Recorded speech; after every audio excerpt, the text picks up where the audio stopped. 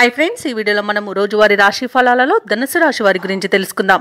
అంతకన్నా ముందు చిన్న రిక్వెస్ట్ ఫ్రెండ్స్, ఈ వీడియో మొదటగా చూస్తున్నట్లయితే లైక్ చేయండి, షేర్ చేయండి, అలాగే సబ్స్క్రైబ్ చేయడం అసలు మర్చిపోవద్దు. మీ యొక్క సపోర్ట్ నాకు ఎంతో అవసరం.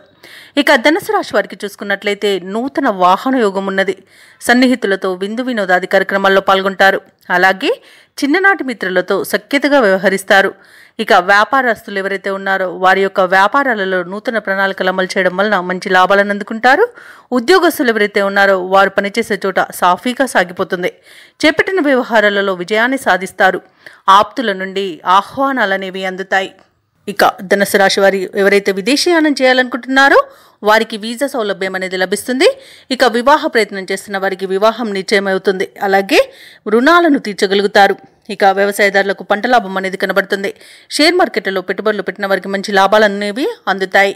ఇక నిరుద్యోగులకు ఉద్యోగ ప్రాప్తి అనేది కనబడుతుంది. భూ క్రయ విక్రయాలలో ఎవరైతే రియాల్టర్స్ ఉన్నారో వారు మంచి లాభాలను అందుకుంటారు.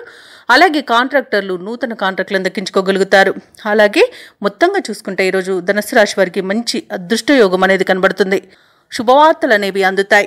కొత్త మిత్రులు అనేది ఏర్పడతారు. ప్రముఖుల పరిచయం కూడా కలుగుతుంది.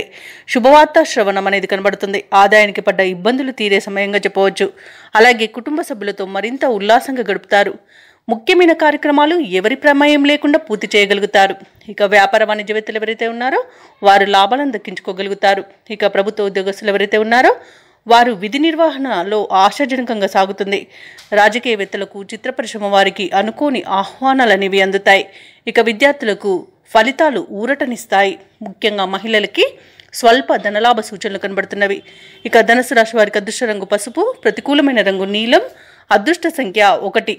ఈరోజు ధనుసు రాశి వారు శివస్తుతిని పఠించడం వలన మంచి శుభ ఫలితాలను పొందుతారు. అలాగే పనులలో వచ్చే ఆటంకాలని తొలగించుకోగలుగుతారు.